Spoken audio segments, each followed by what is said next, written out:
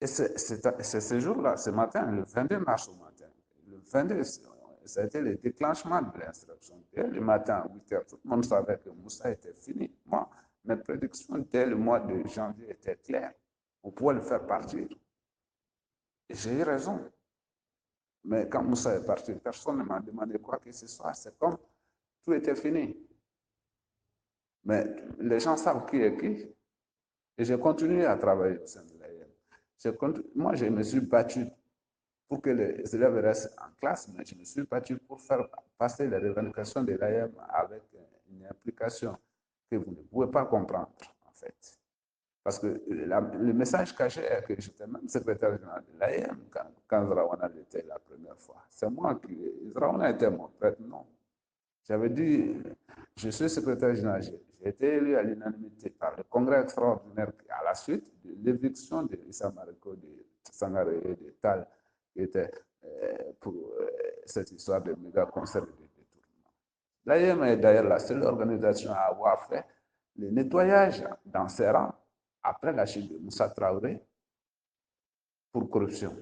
Et c'est moi qui l'ai fait. Et j'en ai payé le plus fort parce que c'est Issa Marco qui est venu me dire 10 ans plus tard chez moi, quand j'ai sorti l'arrêté du ministre, il a dit écoute, c'est Sanar et moi qui avons fait ça, on est allé voir Baba Hakim pour manifester ça. Et ils ont signé, en fait, le directeur du cabinet de Baba Hakim, qui était chef Markara, ils ont signé ça, entrée. Et ils avaient déjà côtoyé, déjà, ils faisaient la lèche ou la trahison auprès des dirigeants de l'ADEMA, qui me connaissaient tous. Parce que mes tracts sous Moussa étaient photocopiés par Djamana, et Djamana, à la tête de Djamana, il y avait un membre fondateur de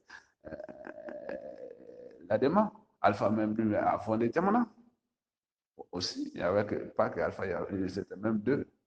Donc, John Kunda, tous les jours à la récréation, j'étais souvent même chez la Fabou.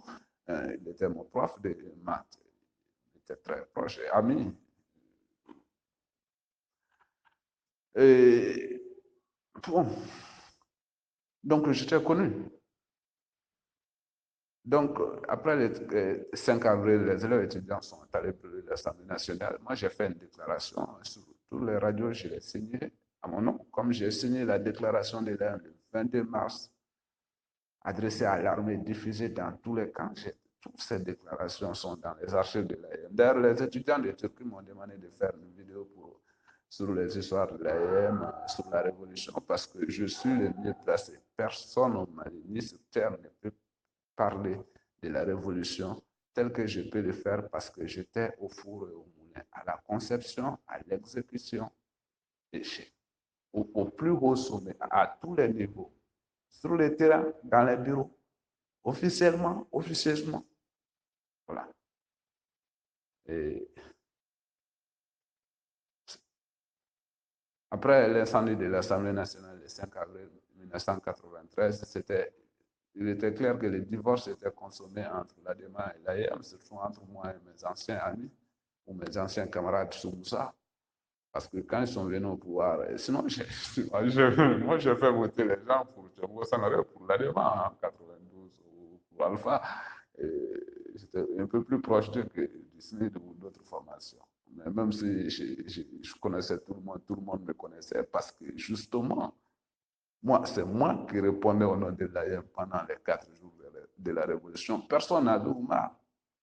Personne n'a vu Oumar Marco. D'après mes informations, il a quitté le Mali dès le 20 mars pour aller se réfugier au Burkina. On me dit tel ou tel a caché les langues, c'est péri maintenant. Mais moi, je m'en fous. Tout le monde s'en fout. Personne ne l'a vu ici. D'ailleurs, depuis le 17 mars, avant le déclenchement de la révolution, on voulait se débarrasser de lui déjà. Je l'avais dit, il est venu euh, devant la salle, il est sorti, l'amphithéâtre de l'ENA était plein à craquer. Il y avait une atmosphère que je n'ai jamais connue de toute ma vie lors d'une réunion quelconque. Ce jour-là, on a décidé de croiser les fers avec le régime. Les termes étaient clairs. Mettre Bamako à feu, à sang pour que Moussa parte. Parce qu'il voulait organiser son congrès le 25, décréter le multipartisme, mais Moussa Traoré serait encore au pouvoir. Ou sinon, on parlait déjà avant même depuis des années, depuis quand nous on était au lycée technique, déjà dans les années 84-85, on entendait il préparait son fils qui était déjà aux États-Unis pour être président et le succéder. Il y avait pas mal de choses, mais en même temps, l'école, le chômage était devenu maintenant un fléau. Les retards de salaire étaient incroyables. La corruption, le favoritisme étaient partout. Euh, ça s'est développé. On a voulu combattre ça. Et quand j'entends, je me rappelle ce que Ibrahim Keïta, qui est président aujourd'hui, je ne connaissais même pas qu'il avait déjà un prénom Ibrahim Boubacar Keïta. Moi, je l'appelais simplement Ibrahim. Je connaissais Ibrahim, c'est tout.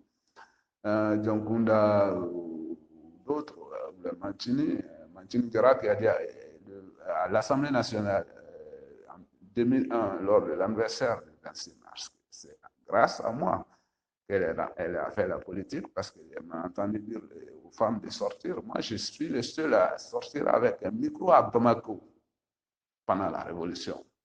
Les gens m'ont vu dans la rue avec un micro quand les soldats tiraient sur eux, même les chiens. L'état d'urgence était décrété. C'est le 24 mars.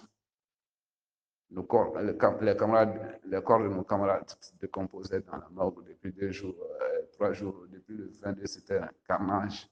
76 morts à 18 heures dans les hôpitaux, ce qui a été comptabilisé, plus d'un millier de blessés déjà. J'enlevais mon t-shirt à l'hôpital, je le rinçais. On n'a pas mangé chez nous à Boyoa ce jour-là, jusqu'à mon retour à 19h, jusqu'au soir, parce que personne ne m'a vu, il croyait que j'étais déjà mort. Mais dans la famille, ils m'ont vu tout préparer, tout écrire, tout. Ils sont au courant de tout, ils ont vu tout le monde passer. Même la première cellule de cri de l'AIM a été mise en place dans notre famille à Bozola. Mourouou Doumbia a été placé à la tête de cette cellule. On venait de finir l'Assemblée générale à l'école de Bozola avec les élèves, les parents de la vie, tout le monde. Voilà. Je suis parti du Mali, mais j'ai passé plus de temps à me battre pour que les élèves restent en classe. On avait des revendications qui n'aboutissaient pas. Je suis un chasseur, je n'ai pas tiré, manqué ma cible. Donc, alors quand j'attaque très fort, mais je n'attaque jamais sans être préparé. C'était ma devise. Quand on est prêt, on attaque, on frappe un gros coup et on a ce qu'on veut. C'est ce qui s'est passé le 5 avril. 9 mois déjà, ce gouvernement était à la dérive. On voyait déjà, je le voyais changer de comportement parce que c'était des gens que je côtoyais tous les jours. Alors, donc je n'avais pas besoin, comme dit, d'être derrière eux pour savoir qu'ils se mettaient plein dans la poche et qu'ils avaient changé et que ce n'était pas ce qui était convenu et que ça, c'était un déshonneur. Moi, je n'accepte pas ça. Voilà. Et donc, la rupture était consommée avec l'incendie de l'Assemblée nationale. C'était un avertissement clair et direct pour l'ADEME et pour Alpha. Et je n'ai pas manqué de le signaler le soir dans la déclaration qui a été lue sur toutes les radios libres signée Agibou Kone, secrétaire administratif du bureau de coordination, en 1993. Mais j'étais secrétaire général en réalité depuis le 28 avril au stade Omnisport. J'avais été élu par le congrès extraordinaire secrétaire général par acclamation. J'avais dit mettons le nom des Zarawana pour que montrer à l'opinion nationale et internationale qu'on n'est pas raciste. Et c'était l'argument déjà évoqué par les rebelles. D'ailleurs, moi, j'étais le président de la commission spéciale de l'AIM sur le problème du Nord. Donc, je connais très, très bien ce problème aussi. Et grâce à ces choix-là judiciaires que j'ai faits et qui ont été reconnus par toute la communauté nordiste, j'avais mes entrées dans le communauté arabe, tamashek, noir du Nord. Et encore, j'ai beaucoup d'amis. J'ai organisé la délégation, la participation de l'AIM à la conférence de Mopti en 92. Omar a encore été secrétaire général de l'AIM. Être membre de l'ADVR, l'un des dirigeants clés de l'ADVR, l'association des défense des victimes de la révolution et de la répression, et être aussi président spécial de la commission du Nord me permettait de ne pas prêter attention à ce qu'Omar faisait dans sa grosse 4x4 et même de c'était sur les radios devenu comme se prenant pour un ministre, se disant présidentiable. Voilà. Alors que nous avions des revendications qui n'étaient pas satisfaites. Les lycéens, par exemple, la bourse n'était pas revenue dans les secondaires alors que les étudiants avaient eu quoi, 75% d'augmentation plus.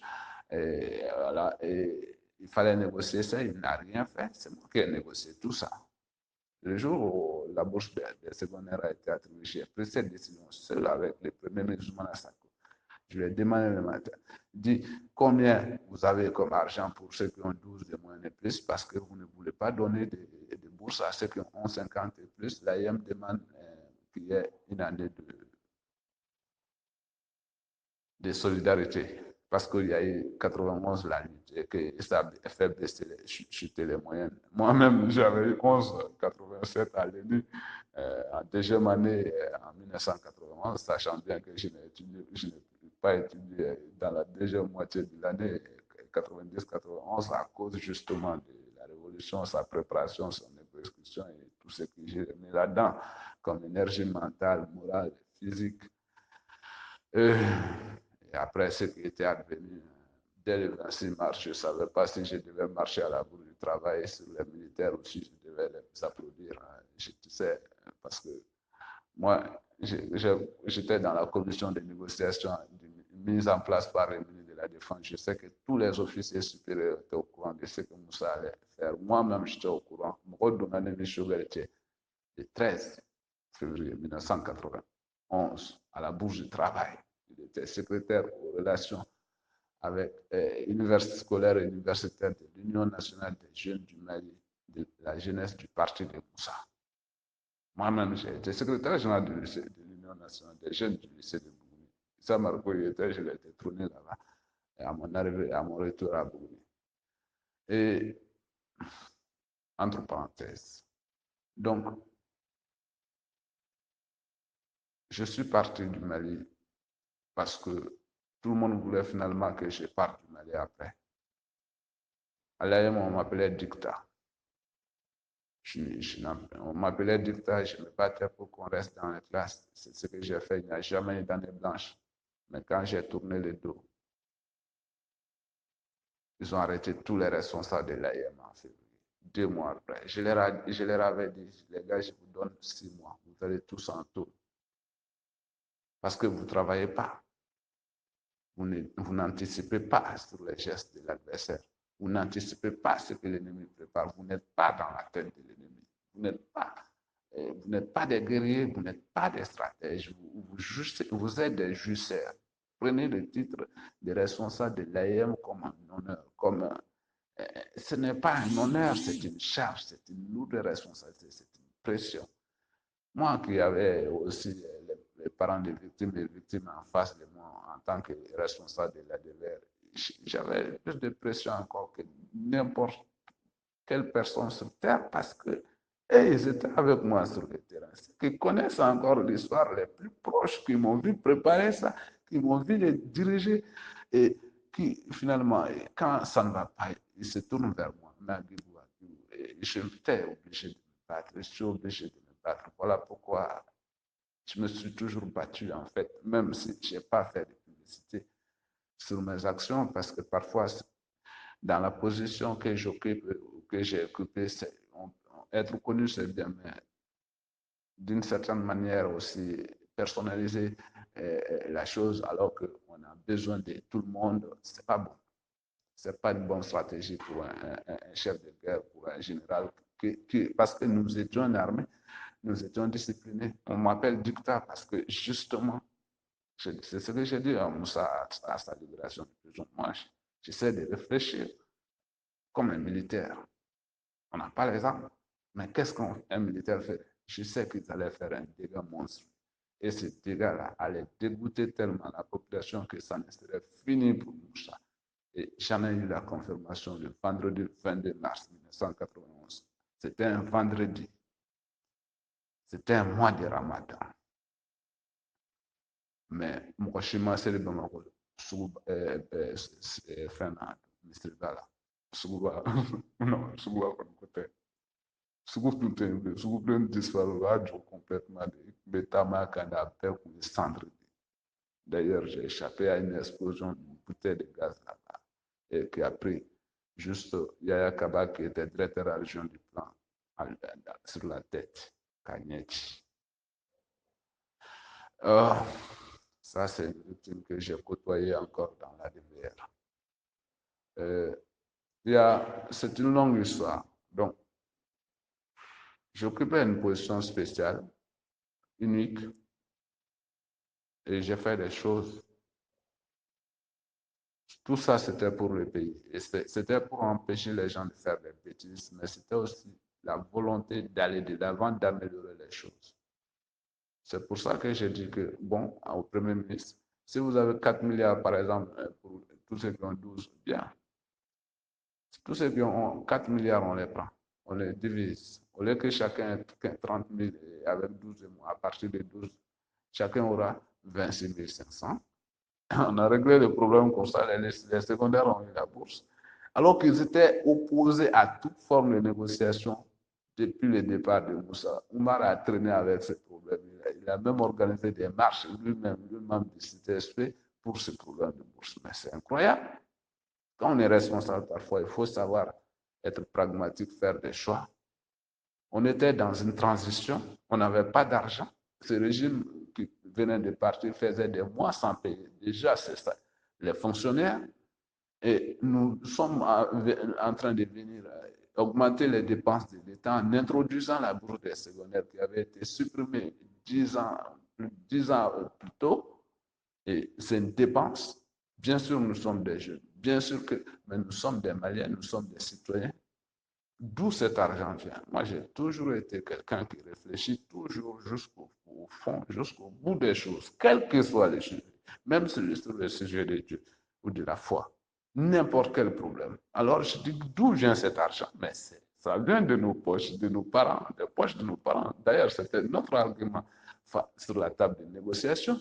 Alors, nous ne pouvons pas nous permettre non plus d'être des inconscients, des insouciants et de ne pas de faire tout et n'importe quoi. Et surtout, la transition était fragile. Il fallait veiller là-dessus. L'armée était décrédibilisée. Pendant un mois et demi, aucun homme en tenue ne pouvait, un mois à Bamako, aucun homme en tenue ne pouvait se promener à Bamako. L'école de circulation régulière. J'avais donné l'instruction à tous les responsables des comités cellules de crise de veiller à la sécurité dans les quartiers, au grand marché, sur tous les marchés et dans la rue. C'est ce qu'ils ont fait. Il a fallu qu'après la reprise, quand nous faisons pour encourager les hommes de rang à venir pour faire la réconciliation, mais c'était dur à faire comme réconciliation parce que moi j'ai vu les soldats tirer sur moi, c'était des béros rouges, le 22 mars au matin. J'ai une voisine, ma voisine est tombée tout de suite. Ça, c'est en face du cimetière de Bongo. On était quoi, une quinzaine face à des soldats armés de pierres seulement. Donc, des escadrons en bolo, ils ont tiré, pas en l'air, mais sur nous. Voilà. C'est ce qui nous a stoppés. C'est ce que Moussa avait prévu. C'est ça sa responsabilité. Il a mis l'armée dans la rue, il a fait sortir l'armée. Ses représentants ont dit qu'ils vont faire sortir l'armée. L'armée ne peut pas être mobilisée sans un ordre du président de la République, qui est chef des armées, et avec une ordre de mission. C'est clair. Tu les envoies en maintien d'ordre avec des fusils chargés, ça c'est quel maintien d'ordre? C'est pour faire un carnage. Et le minimum aurait été d'acheter des équipements pour le maintien d'ordre. Il aurait fait moins de dégâts, peut-être aurait un peu de chance. Mais je ne crois pas, parce que peu importe les moyens qu'il avait prévus, nous, je croyais en mon plan. Mon plan était de béton. C'est un cahier, je ne sais même plus. Après, Omar m'a dit que c'est dans les médias, mais pas. Beaucoup de gens n'ont pas vu le cahier là. Comment cette révolution a été organisée. C'est écrit à la main, je l'ai écrit, manuscrit. C'est un retard qu'on connaît qu'à 300. Parce que j'étais au courant de tout, j'étais membre de la commission ad hoc, j'étais à Bouzoula, j'étais étudiant, et je partais négocier, j'avais aussi mes instincts, et j'avais été même secrétaire général de l'UGM, j'ai été pionnier. Bon, il y il y a trop de choses. Bon, donc, en bref, j'ai été exilé. Je ne suis pas parti parce qu'il y avait ces problèmes-là à l'école malienne. Quand moi je partais, il n'y avait pas cette floraison d'école privée, il n'y avait pas ces années blanches, il n'y avait pas ces grèves illimitées des enseignants ou de l'AIM. Ça n'a jamais été le cas. Jamais. Ça tue un mouvement, ça épuise un syndicat. Il faut être plus fort, il faut attendre, par exemple, avant de brûler l'Assemblée nationale. On a fait 9 mois sur le même problème, peut-être 2 ou 3 jours, 3 fois de grève, mais jamais de grève illimitée, mais des assemblées générales de sensibilisation, des débats sur les médias. Ça a été, j'ai même présenté des excuses publiques parce que la demande voulait nous piéger. Des gens sont allés incendier des maisons à Kouloukoro. On dit que c'est l'IPR qui l'a fait, que ce sont des étudiants. Ils en ont profité pour exclure 3 étudiants de l'IPR, le secrétaire général du comité. Moi, j'ai vu ces problèmes-là. J'avais déjà moi-même été exclu de l'ENI sur l'arrêté du ministre orienté, donc je voyais la stratégie de la demande. Moi, j'avais pas. Beaucoup de gens n'étaient pas au courant de mon exclusion, à part quelques membres du bureau de coordination. Même si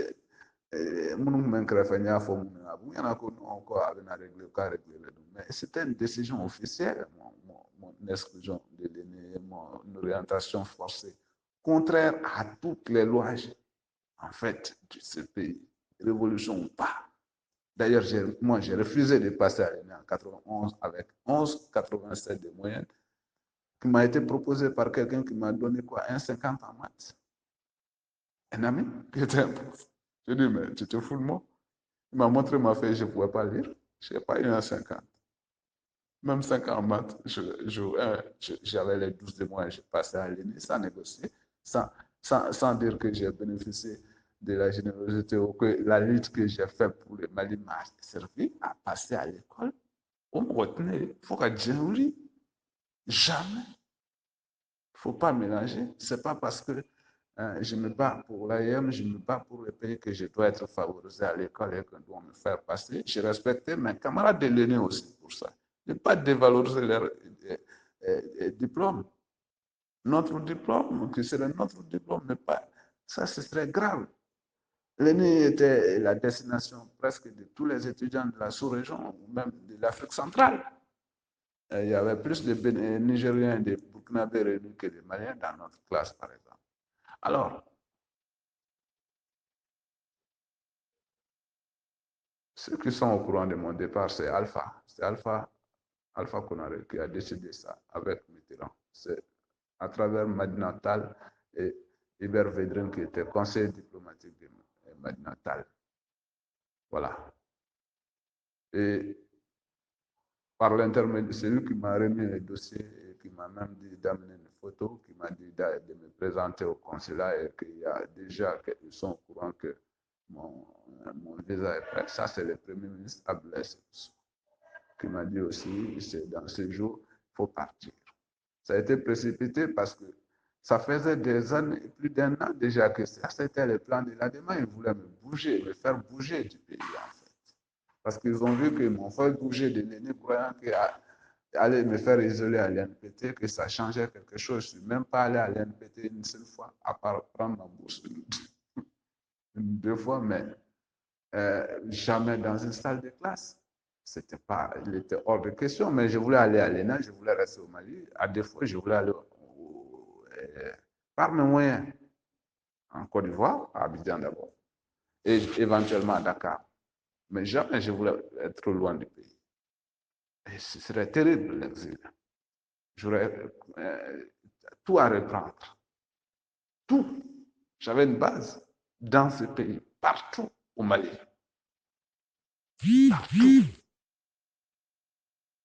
Et voilà. Je me retrouve en France, par exemple, je suis en Compiègne, éloigné à l'UTC. Quand je suis arrivé, le président de l'UTC, le directeur général m'ont reçu, ils m'ont dit, il ne faut pas que tu donnes ton dossier, tu dis que tu es à qui que ce soit ici, même au prof ni à tes camarades. À la fin, c'était en février, l'UTC a 2 entrées scolaires, donc février 94, il dit, voilà, on va t'orienter dans une fac de droit ou d'économie parce que tu ne pourras pas tenir ici. Ici, il faut d'abord faire 50 heures de travail par jour, par semaine au moins, c'est une école d'ingénieur, non, tu ne peux pas. Bon, il n'y avait que le génie informatique, le génie mécanique, le génie chimique et le génie biologie qui étaient enseignés. C'était une école d'ingénieur. Il m'avait demandé d'ailleurs qu'est-ce que tu vas faire. J'ai dit, oh, peut-être droit et économie. J'étais déjà loin. Mais ce qu'il a dit, je me suis dit, mais je prends le génie informatique, je vais être autonome, je ne vais pas être dépendant de quelqu'un. Je viens de me faire larguer de mon pays comme ça. Alors, je vais tenir. J'ai dit à communiste Bassi Keïta, qui était le secrétaire à l'organisation de l'ADEMA, qui était mon logeur. Moi, je ne connais personne en Paris. Je ne connaissais personne en France. Donc, l'ADEMA et Alpha qui a organisé tout ça aussi, hein, avec le Premier ministre. D'ailleurs, moi, ma bourse, c'était payée par Alpha sur son fonds propre, sur ce qu'ils appellent le fameux, dans la fameuse caisse noire de la présidence, jusqu'aux élections, au renouvellement du mandat. C'est à partir de là qu'ils ont passé ça sur le compte des boursiers maliens du gouvernement. Sinon, c'était Alpha qui réglait ça directement. Il était pressé de se débarrasser de moi, surtout parce qu'on avait un face-à-face terrible le 14 avril 1993. Après l'incendie de l'Assemblée, le gouvernement avait démissionné le même jour. Le scénario était quoi? Ce jour-là, j'ai assumé mon poste de secrétaire général de l'AIM. Parce que c'est comme en 91, mais toujours c'était le danger. Je ne pouvais pas. Zraouna était un prêtre, non, mais j'avais promis à Zraouna d'assumer aussi devant le Congrès. J'étais responsable de l'AIM devant les comités directeurs, devant le Congrès, même pour le grand public. Et à la fin, à cause de sa notoriété, Nami Obedomov et même les propres camarades du bureau de l'AIM ou autres qui étaient au courant, ceux qui étaient au Congrès, faisaient semblant comme si Zravan était le véritable secrétaire général parce qu'il pouvait l'amener un peu partout et fumer avec et trouver qu'un peu se faire du fric, et du trafic d'influence, il y avait toutes sortes de choses. Oh, mais bon, c'était un exil. Ce n'était pas un choix. Je n'ai jamais décidé une seule fois d'aller en France et c'est là-bas que je suis allé. Sinon, je voulais aller aux États-Unis. J'étais ami avec l'ambassadeur des États-Unis à l'époque, en 92, Ronald Donald Gelber, qui était historien. On discutait beaucoup. Il sait que moi, j'aime beaucoup l'histoire lui aussi. On prenait le thé chez lui. Ronald Donald Gelber a été le seul diplomate, je pense, avec la Chine officiellement à reconnaître mon statut en fait au sein de l'AIM et du Mali parce qu'à chaque réception officielle donnée par l'ambassadeur où on invitait les autres diplomates, les membres du gouvernement ou les responsables des organisations du mouvement démocratique, il amenait des cartes, il envoyait des cartes. Une carte au nom du secrétaire général de l'AIM et une carte spécifique au nom d'Agibou Kone. Voilà, ça c'est sous le temps de, ça, sous le temps de Travaillant aussi. Donc, lui savait ce qui s'est passé en fait. Je voulais aller aux États-Unis, je cherchais une bourse quelque part auprès du gouvernement américain ou peut-être auprès des ONG, mais au final, j'étais déterminé à me battre ici ou à faire du commerce. Je n'ai jamais été vraiment fixe en termes de travail. J'ai juste adoré les études. J'aime apprendre encore aujourd'hui. Mon métier d'ingénieur me pousse à apprendre, à passer plus de temps à apprendre en fait qu'à agir. Parce que c'est un métier d'architecte urbaniste qui est obligé de décliner des visions d'entreprise totalement avec l'usage des nouvelles technologies, du marché et de tout ce qui s'ensuit. Il faut connaître l'environnement interne de ton client, il faut connaître le marché, toujours ça change, il y a de la nouveauté. Donc,